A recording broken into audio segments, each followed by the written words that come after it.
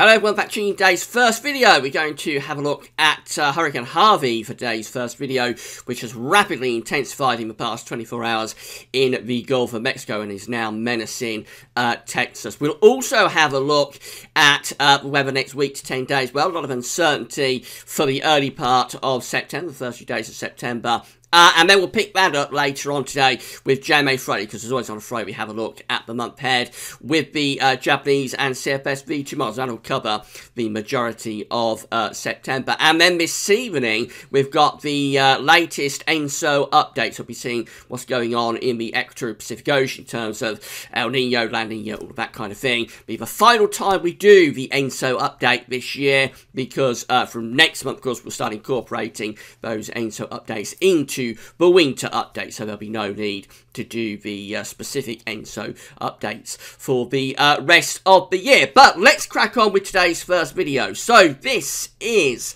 Hurricane Harvey in the Gulf of Mexico. This huge white massive cloud looks very, very angry, and I say this is a rapidly intensifying storm. It's up to hurricane status, actually up to category 2 hurricane status, and it's expected to strengthen further over the coming day.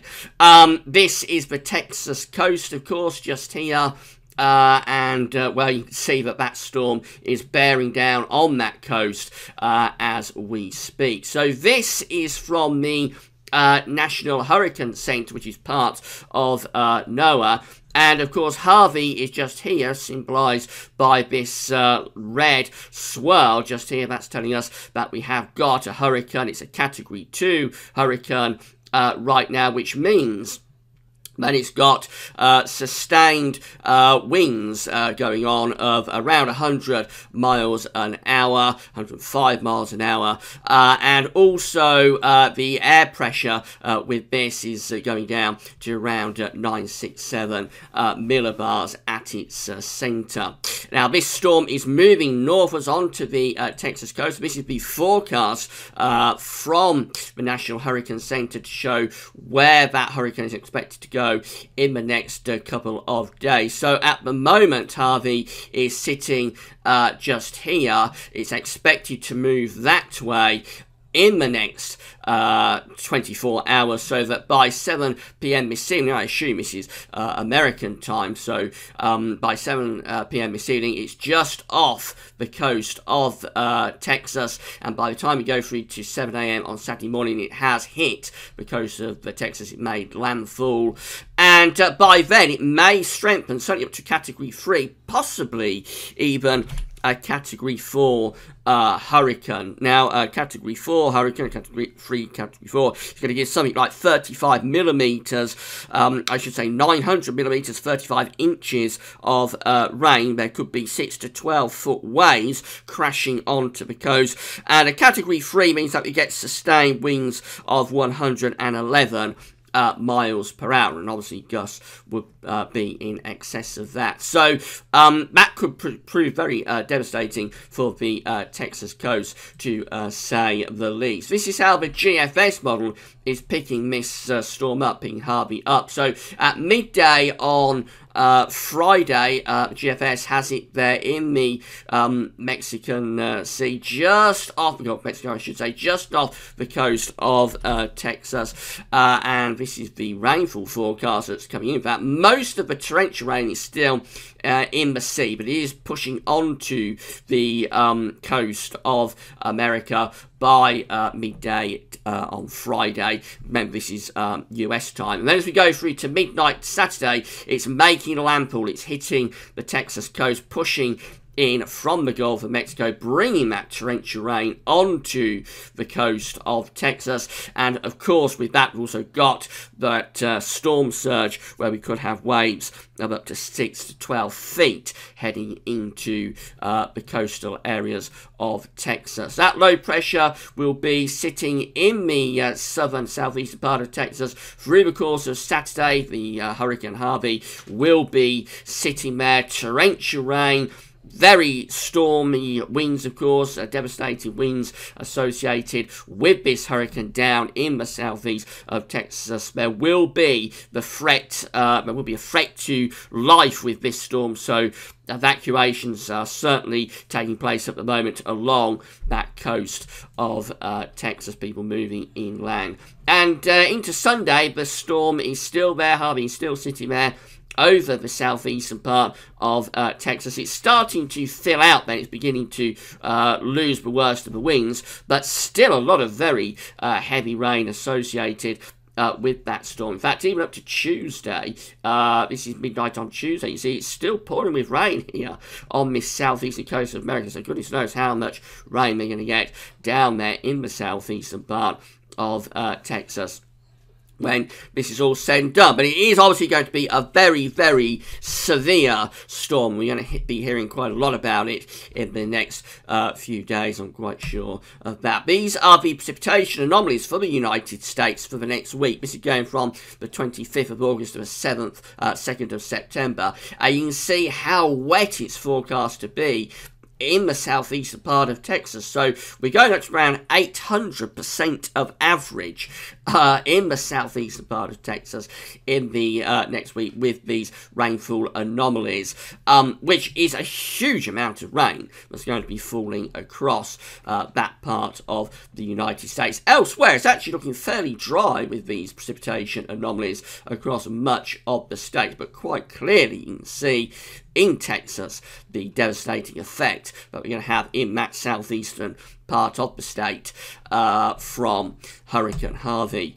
The temperature anomaly for America still showing that east-west split, by the way, so warm in the west and cool over in the east. But of course all eyes are going to be on Hurricane Harvey and its effects in the coming days. Anybody that might be watching from that part of America, take care and follow the warnings and the evacuations that are going on in the southeastern part of Texas along that Gulf of Mexico coast right now, and good luck for getting through the storm. Right, coming back to the UK's weather then, and we've got the GFS temperature and precipitation ensembles here. We're looking at Birmingham today. So the red line here is a 30-year upper air temperature average, and we're going above average for the bank holiday weekend. It's going to be a really nice weekend. Did the last bank holiday update for you last night, and it's looking good across England and Wales anyway for bank holiday weekend. It will be more changeable across Scotland and Northern Ireland, possibly by bank holiday Monday down into Northern England, but the bulk of England and Wales are going to have a really decent weekend. So it's going to become warm. We might see temperatures getting close to 80 Fahrenheit in the south by bank holiday Monday, and a lot of dry weather to come with that as well. So really good weekend for England and Wales. Beyond that, we're seeing a drop in temperature through the middle part of next week before maybe second half of next week we get a recovery. Now this is the 1st of September just here, so let's run along through the 1st of from the 1st of September through that first week. And you're probably going to look at this and think that it's looking fairly unsettled actually, because we've got a lot of rainfall spikes appearing here through this first week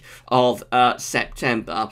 And the temperatures don't look all that exciting, really, in terms of the upper air temperature. So overall, you'll probably look at that and think it's going to be fairly cool and fairly unsettled for the first week of September. But I'm a bit undecided about what's happening here, because I'm going to show you the operational GFS and ECM runs in a moment. And they are looking much, much better than you would think by looking at that ensemble. So we have got a divergence here. It's been going on for a couple of days now. We've got a divergence between what the ensembles are doing and what the models are doing. So I'll show you that in a moment. This is the temperature anomaly for the next week. This is going from the 25th of August, 2nd of September, and we're coming out warmer than average, as we are through most parts of America as well. Precipitation anomalies look like this, so it's drier than average across the UK and much of Scandinavia. A warm and dry week coming up, essentially.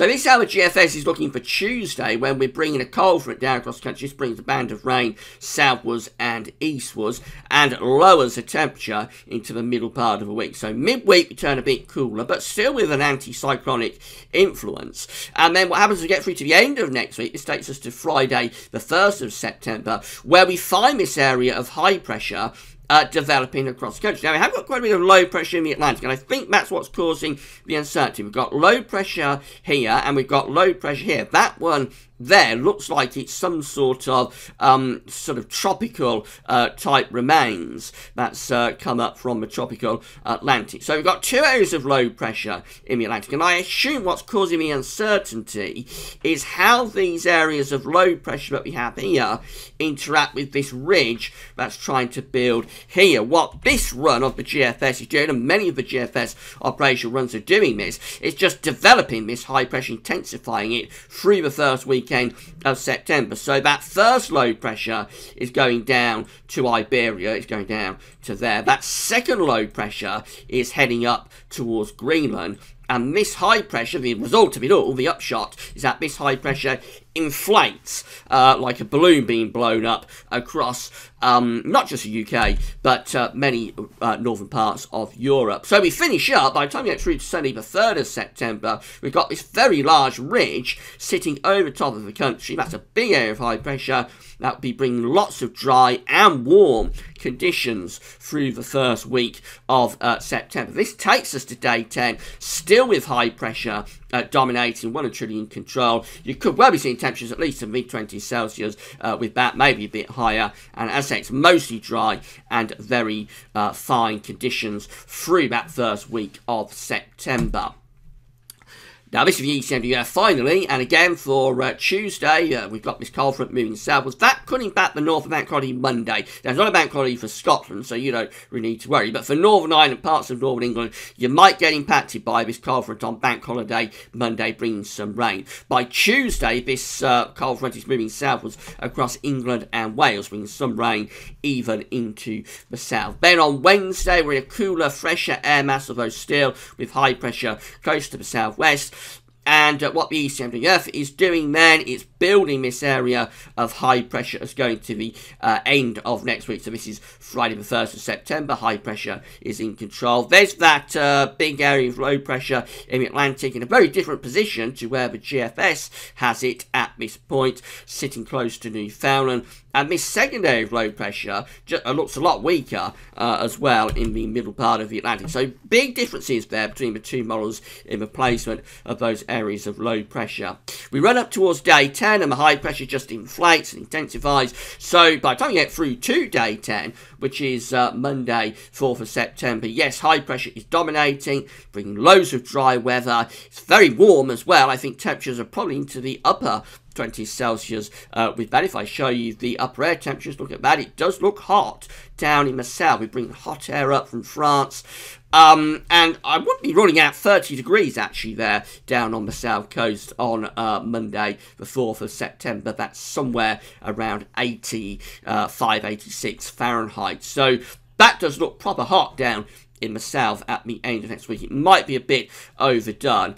But the idea is the same between both models, which is the high pressure to really be intensifying for the start of September as these areas of low pressure in the Atlantic are being blocked off and the jet stream going something like that. By the way, quite cool for northern and northeastern parts of Europe. Now, the caveat remains with that the ensembles, well, GFS ensembles anyway, are not really, well, they don't appear to be supporting this idea. They look much more unsettled and quite a bit cooler as well through this first week of September. I suspect what's going on is that the operation runs are leading the ensemble. So I'm sort of siding really with the operation runs. I think we probably will get this very warm spell during the early part of September because it tends to be something that happens, especially in the past 20 years. We, for some reason, I don't know why it is, maybe down to sort of factors such as climate change. For some reason, the early part of September always seems to have warm summer conditions. It didn't used to be like this. September didn't used to be a continuation of summer. So something has changed in the past 20 years to make September much more reflective of summer. So that's kind of what I'm going with this. I think we probably are going to get this very warm spell through the early part of September. But until the ensembles come on board, we can't guarantee it. So with a bit of a caveat, let's say we are likely to go into this warm early part of September, but it's not a done deal until the ensembles come on board with it as well. Right, that's today's first video done. We'll have a look at JMA Friday shortly. That's going to take us through September with JMA and CFS V2 models. That's all for now. Thanks for watching.